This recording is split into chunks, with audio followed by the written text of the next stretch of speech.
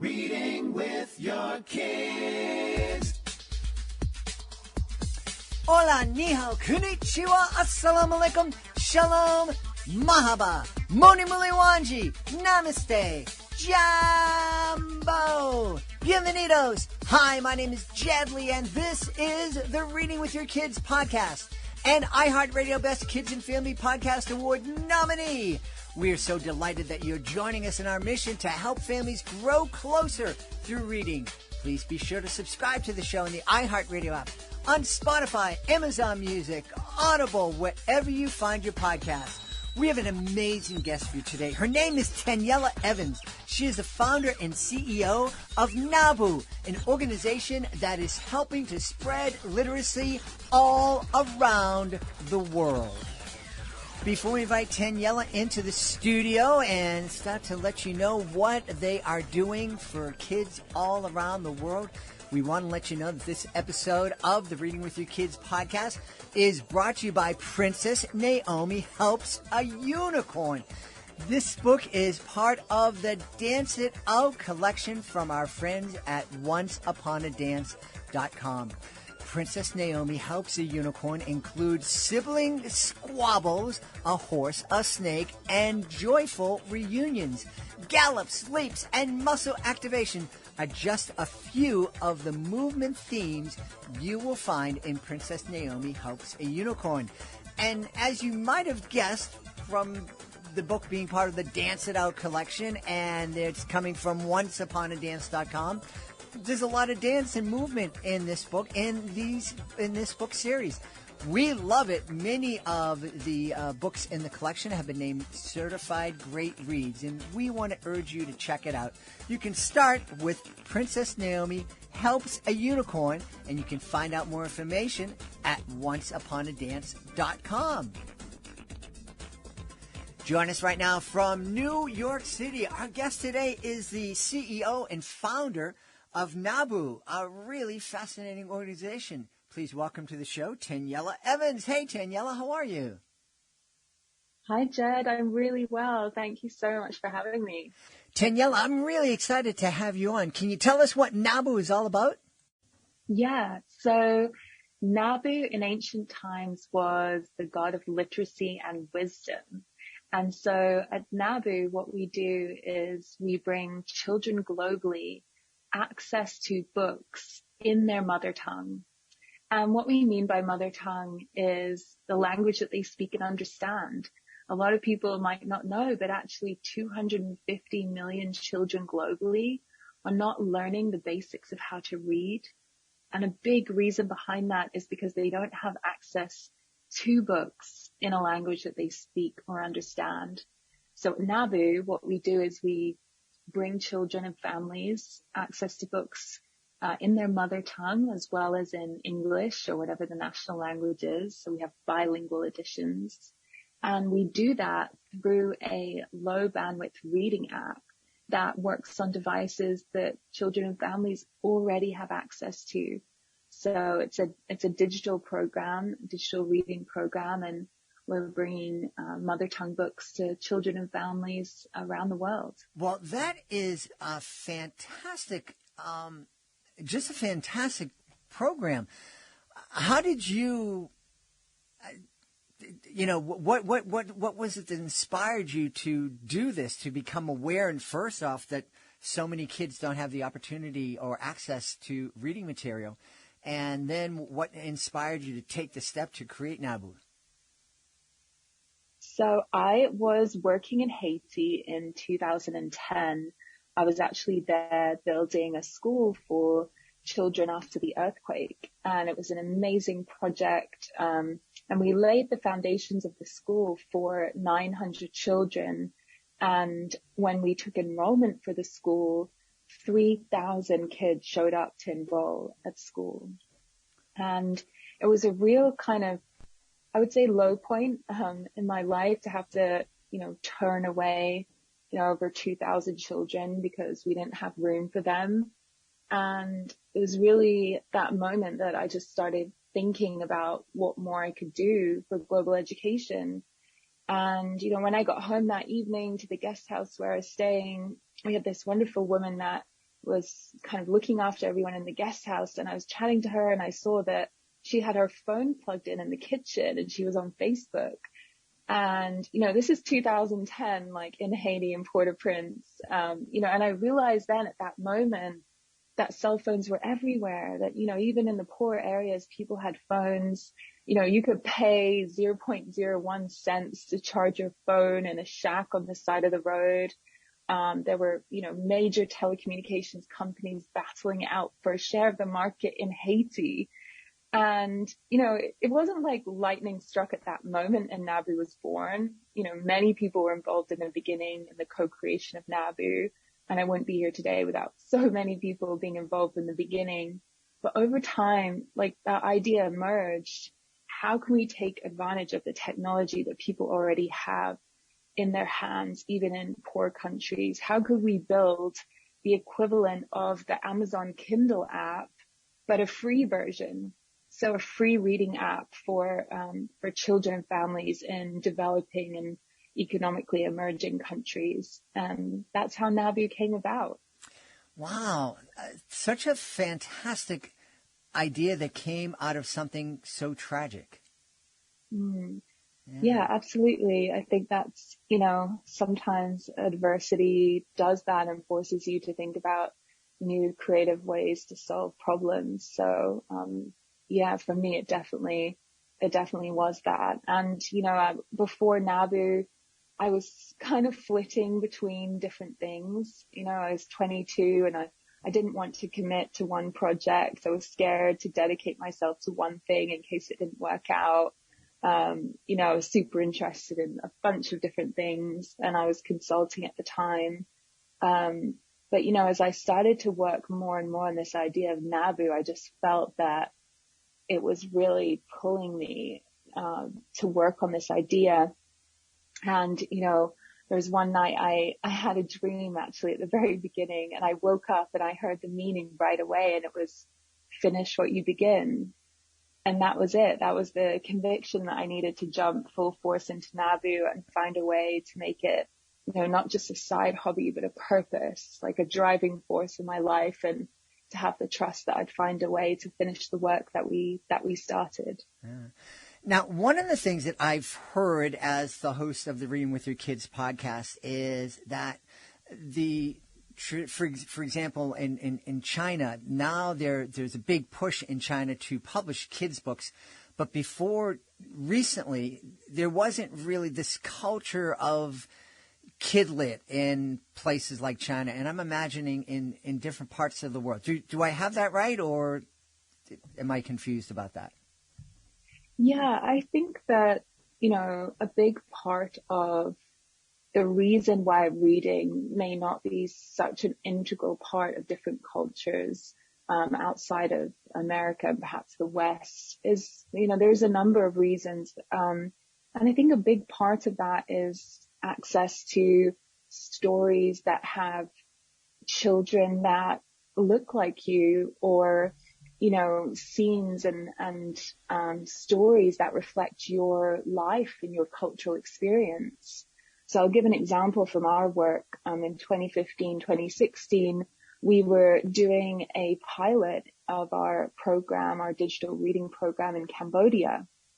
And we were doing this pilot. We had about 6 schools, and we also had a mobile reading library that would go around rural communities and provide access to Naboo on tablets. And we were about 10 weeks into the pilot, and we were sitting here in our office in New York, and we started to see that usage of the Naboo app was just falling, like precipitously off this cliff. And we were like, what is wrong? Is the app not working? Is the technology broken? And what we actually found when we dug into the data was that the children in the pilot study had read through all of the mother tongue books that we had. Their local language is Khmer. They'd read through all of the mother tongue books on the platform, and they'd run out of books. They'd read them multiple times over, and they just kind of lost interest. They hadn't touched any of the English stories that we had there because it didn't connect. It didn't relate to them. And there's so much research around this now that mother tongue books increase children's love of reading, increases parental engagement in reading, increases children's self-esteem and their confidence. Imagine seeing yourself reflected in a story for the first time, and just a sense of dignity and agency that can give a child as they start to, imagine themselves as protagonists of their own stories. Yeah. So I think if we want to build and help, increase literacy rates globally, which obviously we want to do because that has such an impact on so many areas of reducing poverty, of, justice, increasing digital equity, that, we have to really think about how do we bring stories to children and families that they can relate to and connect to. Yeah. We've talked a lot here on the program about about books being mirrors, windows, and sliding glass doors.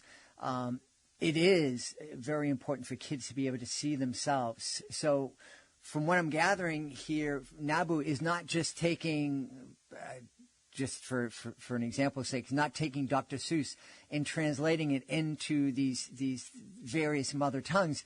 You're going out and trying to find and discover stories that were originally created in the different mother tongues? Yeah, that's right.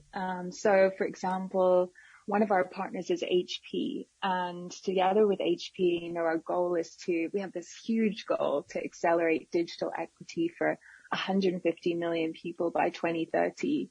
And when we talk about digital equity, it's like, what does that mean? A lot of people think maybe it's just about access to mobile devices or the internet, and that's got a lot of, airplay during COVID. But it's also much more than that. It's ensuring, like we've been talking about, that the content that people have access to is culturally relevant and accessible. And so at Naboo, with our partner HP, what we do is we actually commission local authors and artists to create children's books in their community. So we have something called the Authentic Book Creation Lab, or the ABC Lab. Currently, we have 40 authors and illustrators in Kenya, Rwanda, some in Haiti as well. And we train them on how to write incredible children's books, and then to also illustrate those to world-class standards. So HP and Nabu worked with one of their partners, a girls' education nonprofit called Girl Rising, to publish Go Stella Go, which is a local story exploring universal themes of gender roles and stereotypes. And this book, Go Stella Go, was written and illustrated by Nabu's Kenyan creators, and then published, obviously in their mother tongue, Swahili, and also in English. It is such a powerful story because it follows Stella and just her experience. She's incredible. She's incredible at riding her bike. She wants to grow up and be an engineer, and it's just a really awesome story about girl empowerment and through the eyes of a little boy who, really looks up to her and admires her. So I think it's so interesting when we start to look at these issues like gender empowerment through a different cultural lens, and it's so powerful. That is really powerful, and it's really fascinating. And I'm thinking that, you were mentioning that Go Stellars was published in Swahili and also in English. And I think kids here in the States or in the United Kingdom would greatly benefit to be able to see Stella and have letting that book be a sliding glass door so kids can relate and see that people living on the other side of the world are people, and they have the same goals and dreams and desires that we have. Yeah, exactly. Well, we are hoping to publish Go Stella Go in December in print through our website. And we would also love to see if we can do the mother tongue and English editions and have the audio on your site, Jed, so that we can share these stories. So I'm sure there's ways that we can get Go Stella Go out there. And we have another amazing book as well, in response to the Stop Asian Hate movement. We worked together again with HP to do I Love Being Me, which is co-authored by influencer and model Jessica Michibata. And that story really explores how racism and xenophobia affects Asian American children. So, again, yeah, it'd be awesome. We really want to find a way to bridge culture and, as you said, to really connect, across continents, across countries and provide windows into different experiences and perspectives that can enrich children everywhere. Well, I have to tell you, Tanyella, we launched a virtual literacy fair last year called Reading in the New Year that started on Christmas Day and lasted into the first days of 2021. We were planning on just announcing Reading in the New Year too, which will be happening starting Christmas Day this year. And I'd love, if it's available, we'd love to include both of those books as part of that virtual literacy fair for kids. Awesome. Let's do it. Yeah, sounds amazing, Jed. Hey, one thing I want to touch on, you were talking about girl empowerment, how Stella is, really letting kids know that girls can grow up to be engineers. I know that that's, a sentiment that is still finding some resistance here in the States, but there's a lot more resistance. We talk about Malala, a young woman, I believe was from Pakistan, who was attacked because she dared to go to school. Are you getting any kind of pushback from some cultures where this idea of girl empowerment isn't as accepted as it might be here? Yeah, I think gender equality is a issue that is global. It's so kind of pervasive in the way that it impacts both boys and girls. Mm-hmm. I think of Belize. So I was in Rwanda just before COVID, so December 2019, and we went to this community library just outside of Kigali, and I met this girl, Belize. She was 8 years old at the time, and she was reading on Naboo at a local community center. So they had tablets there that had been donated, and the children would gather to read together. And she told me that before reading on Naboo, she was really shy to get up in front of the class and parents because she wasn't confident reading in English. And that barrier was just higher for her, I think, as a girl, and just the stigma, around, just learning in general and also putting yourself out there. There was a higher barrier. So, but it was amazing when I was there. She actually got up and shared her favorite story. She read in front of all of the children. There must have been 25 children there and maybe 15 parents. She read her favorite story in her local language, which is Kinyarwanda. And it's this really funny story about a cheeky rabbit that's always tricking the local villagers. And she loved it because it just made her laugh and made everyone else, laugh with her. And I think that's the power of reading and stories. That's what Naboo is about. It's about enabling children like Belize, girls and boys, but especially for girls, not only to gain literacy, but to feel valued and seen, to be able to share their stories and their ideas and their emotions fearlessly. And I think that's a powerful message. It's a powerful force. Like, stories can really reshape culture. They can change the world. I really believe that. Chimamanda Adichie says that, stories have been used to dispossess and to malign, but they can also be used, and I'm going to misquote her here, but essentially they can also be used to bring together and to rebuild. And that's what I think the power of stories are. I mean, stories are, the oldest human tradition. Mm-hmm.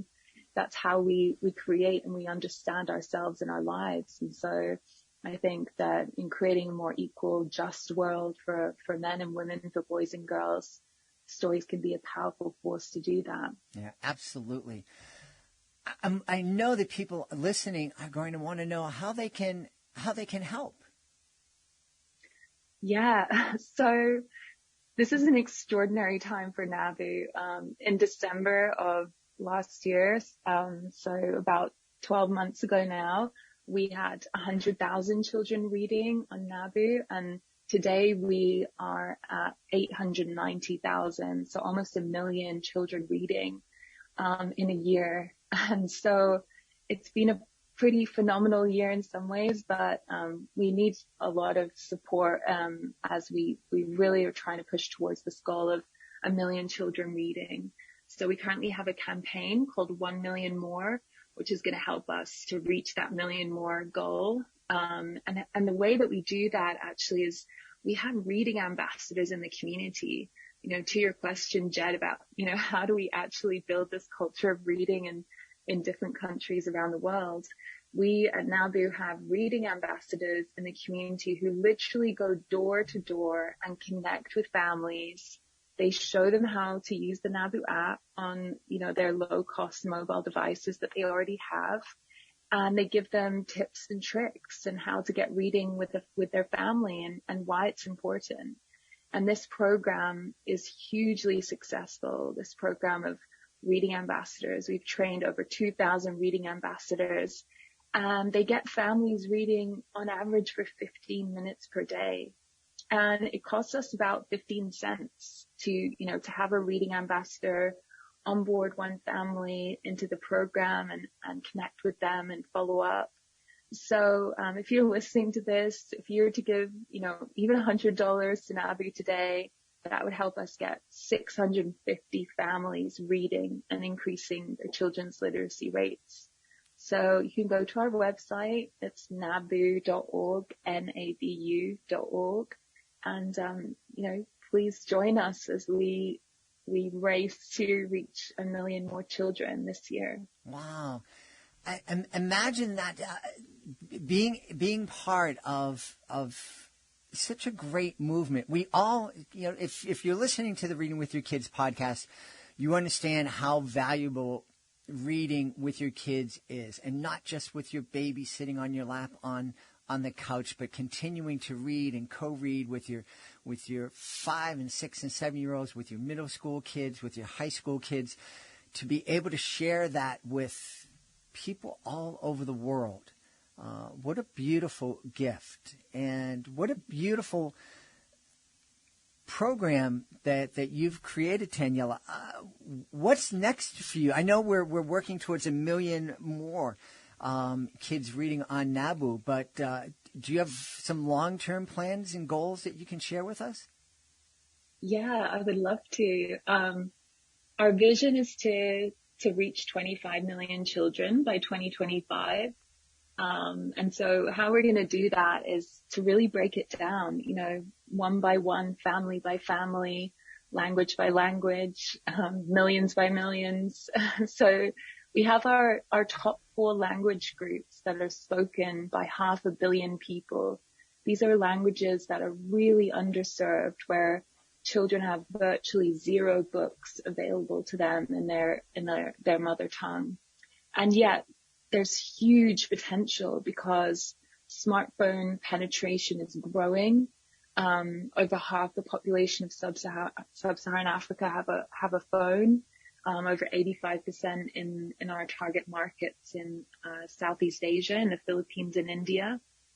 So we know that there's huge potential to reach children and families on mobile devices, that you can buy for $30 now in the country. So we're going to break it down, and our plan is to launch in 4 target languages. So Swahili, which is spoken across East and Central Africa; Tagalog, which is spoken in the Philippines; Tamil, which is spoken in southern India and Sri Lanka by a persecuted ethnic group; and then Hausa in West Africa, where literacy rates for girls especially are really low. So if we just do those 4 languages, that's 500 million speakers of those languages. But we want to directly connect with 25 million children and families by 2025. And bring them a complete collection. You know, the Naboo collection for a language is 160 books across kind of kindergarten to third grade. So it's really that essential building block, that early start that children need to gain confidence in reading and then succeed at school. Wow. What a fantastic goal. And I'm imagining that as kids in these areas become literate, enjoy reading and, develop this love of reading, that's going to spark other authors and creators in those areas outside of the Naboo network to start creating content, and it's just going to grow exponentially. That's the hope. Absolutely. Yeah. There's so much talent. I think we've seen through our work that talent is evenly distributed throughout the world, but opportunity isn't. Mm-hmm. And I think that, we see even here in the US, only 13% of children's books published in the last decade feature any kind of multicultural content. I mean, that's mind blowing. Like half of our kids are now, are non-white. And so we have to think about what our books are reflecting, and are they reflecting the diversity of our communities? And so I think that authors globally and illustrators globally have so much to offer us here back at home in the US. And I'm just excited to see what comes next. I mean, can you imagine like what the new classic children's books are going to be coming from Africa, what those stories are going to be, as, African authors and illustrators start to share their myths, their folklore, their elder stories, what we're going to discover and, what these new classics will be. I think it's a really exciting time for publishing, in terms of these countries and these authors and artists whose voices have not been heard. Let's bring those voices, into publishing globally. And I think it's going to be really just incredible to see where Naboo authors and illustrators are, even 5-10 years from now. Yeah, absolutely.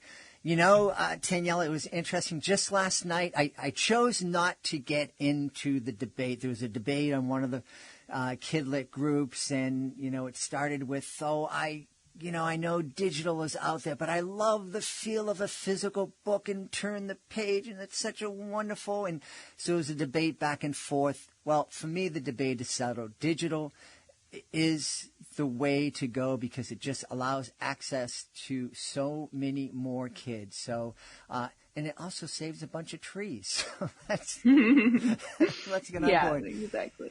Tanyella, please, again, remind everybody where they can go to find out more about Naboo and find out and also get involved.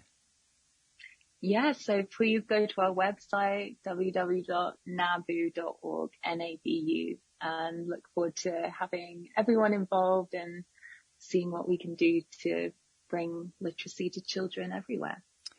We've had a really eye-opening time speaking with the founder and CEO of Naboo.org, Tanyella Evans.